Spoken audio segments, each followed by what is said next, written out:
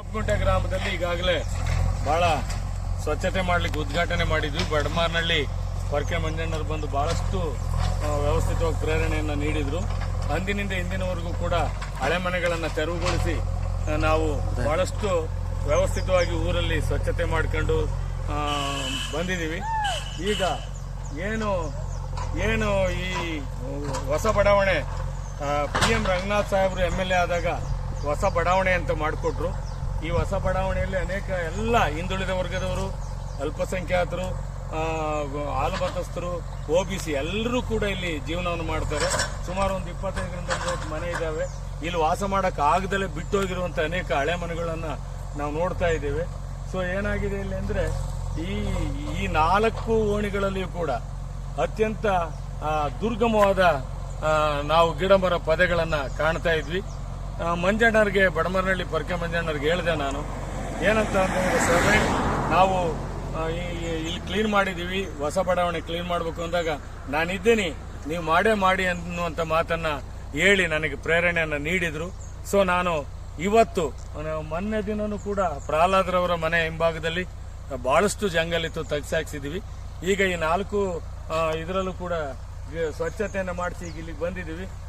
ಇಲ್ಲಿ ಎಲ್ಲರ ಮನೆಗಳಿಗೂ ವಿಷ ಜಂತುಗಳು ಹೋಗಿರುವುದನ್ನ ಅವರು ಹೇಳ್ತಾ ಇದ್ರು. ಸರ್, ನಮ್ಮ ಕೈಲಿ ಬದುಕಕ್ಕೆ ಆಗಲ್ಲ, ನಾವು ಮನೆ ಬಿಡೋ ಸ್ಥಿತಿ ಬಂದಿದ್ದೀವಿ ಅಂದಾಗ ನಮಗೆಲ್ಲ ನೋವಾಯಿತು. ನಾವೇ ಸ್ವಂತ ಹಣವನ್ನು ಇಟ್ಕೊಂಡು ಇದೆಲ್ಲ ಜಂಗಲನ್ನು ತೆಗೆಸಿ ಕ್ಲೀನ್ ಮಾಡಿಸಿ ನೆಮ್ಮದಿಯ ಜೀವನವನ್ನು ಮಾಡಲಿಕ್ಕೆ ವ್ಯವಸ್ಥೆ ಮಾಡ್ತಾ ಇದ್ದೇವೆ. ಮಾನ್ಯ ಚಿದಾನಂದ M. ಗೌಡರವರು ನಮ್ಮ ಊರಿನಲ್ಲಿ ಒಂದು ಸುಸಜ್ಜಿತವಾದ ಶಾಲಾ ಕೊಠಡಿಯನ್ನು ಕಟ್ಟಿಕೊಟ್ಟಿದ್ದಾರೆ. ಅದು ಆಂಗ್ಲ ಮಾಧ್ಯಮ ಶಾಲೆಯಾಗಿ ಪರಿವರ್ತನೆ ಆಗಿದೆ. ಅದನ್ನು ನೋಡಿ ನಾನೇ ಅವರು ಅಷ್ಟು ಕೊಡುಗೆಯನ್ನು ಕೊಟ್ಟಿದ್ದಾರೆ.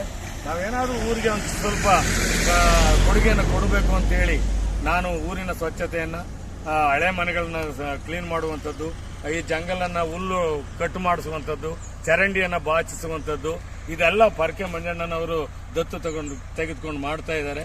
ಸೊ ಸನ್ಮಾನ್ಯರು ಇವತ್ತು ನಮ್ಗೆ ಹೇಳಿದ್ದಕ್ಕೆ ಇಷ್ಟೊಂದೆಲ್ಲ ವ್ಯವಸ್ಥೆ ಮಾಡ್ತಾ ಇದ್ದೀವಿ. ಈ ಜನ ಈಗ ನೆಮ್ಮದಿಯಾಗಿ ಬದುಕುವಷ್ಟು, ನಿರ್ಭಯವಾಗಿ ಮನೆಯಲ್ಲಿ ಮಲಗುವಷ್ಟು ಅದೆಲ್ಲ ಜಂಗಲ್ ಅದರದೇ ಸರ್. ಸ್ಕೂಲ್ ಬಿಲ್ಡಿಂಗ್ ಪಕ್ಕ ಚೆನ್ನಾಗಿರ್ಲಿ ಅನ್ನೋ ಕಾರಣಕ್ಕೆ ಈ ಬಿಲ್ಡಿಂಗ್ ಎಲ್ಲ ತೆರವುಗೊಳಿಸಿ ವ್ಯವಸ್ಥೆ ಮಾಡಿದ್ದೀವಿ ಸರ್. ಇದು ಬಹಳಷ್ಟು ಕಲ್ಲುಗಳಿಂದ ಕೂಡಿತ್ತು. JCBಯಿಂದ ಮಾಡಬೇಕಾದ್ರೆ 4 ಗಂಟೆ ಕೆಲಸ ಮಾಡಿದ್ವಿ.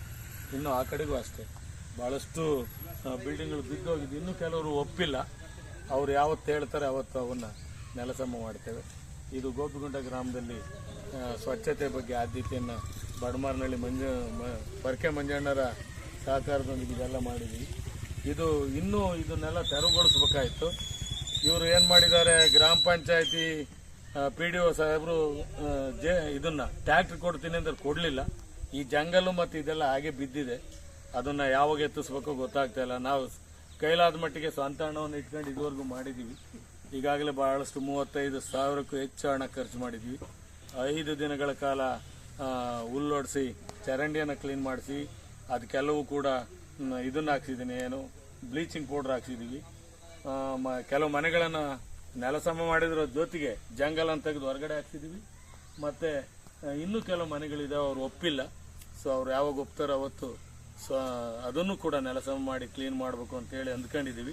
ಪಕ್ಕದ ಇದೆಲ್ಲ ತೆರವುಗೊಳಿಸಿದೀವಿ.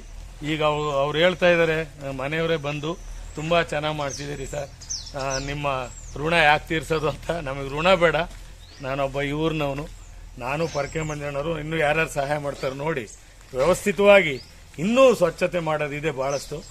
ಈಗ ತಾತ್ಕಾಲಿಕವಾಗಿ ಇಷ್ಟು ಮಾಡಿದೀವಿ ಅನ್ನೋದನ್ನ ಹೇಳೋದಕ್ಕೆ ನಾನು ಇಷ್ಟ ಮೇಲೆ ಇಷ್ಟು ನೀಟಾಗಿ ಕಾಣುತ್ತೆ.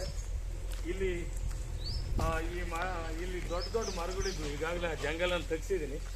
ದೊಡ್ಡ ಮರಗಳು ಕೂಡ ಬೇರು ಮನೆ ಒಳಭಾಗದಲ್ಲಿ ದೂರ ಮಟ್ಟದಲ್ಲಿತ್ತು, ತೆಗೆಸಿದ್ದೀನಿ. ಈಗ ಬಹಳ ಚೆನ್ನಾಗಿ ಕಾಣ್ತಾ ಇದೆ. ಅವರು ಬಹಳ ಖುಷಿ ಪಟ್ಟರು. ಹೇಮರಾಜ್ ಅಂತ ಹೇಳಿ, ಹೇಮರಾಜು ಮನೆ ಅದು. ಇದು ನಮ್ಮ ಆಲಮತಸ್ಥರ ಮನೆ. ಹೀಗೆ ಎಲ್ಲ ಜನಾಂಗದವರು ಕೂಡ ಇಲ್ಲಿ ಬಹಳಷ್ಟು ವ್ಯವಸ್ಥಿತವಾಗಿದ್ದಾರೆ. ಇಲ್ಲಷ್ಟು ಬಹಳಷ್ಟು ಗಲೀಜಿತ್ತು, ತೆಗೆಸಾಕ್ಸಿ ಈ ಒಂದು ಸ್ವಚ್ಛತೆಯನ್ನು ಮಾಡಿದಾಗ ಈ ರೀತಿ ಕಾಣ್ತಾ ಇದೆ. ತುಂಬ ಸಂತೋಷ ಆಗುತ್ತೆ ನಮಗಾದ್ರೂ ಕೂಡ ಈ ಕೆಲಸವನ್ನು ಮಾಡಿದ್ದಕ್ಕೆ ಅಂತ ಹೇಳ್ತಾ ತಮಗೆ ನಮಸ್ಕಾರ ಹೇಳಿ.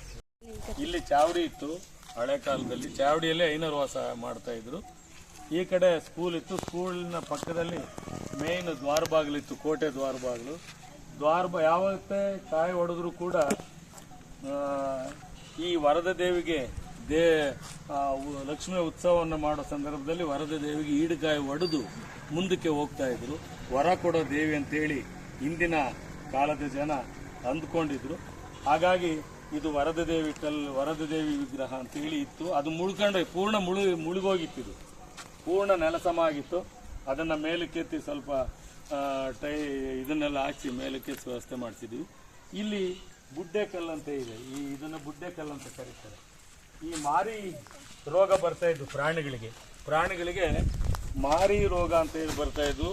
ಮಾರಿ ರೋಗದಲ್ಲಿ ಬಹಳಷ್ಟು ಪಶುಗಳು ಸಾಯ್ತಾ ಇದ್ವು.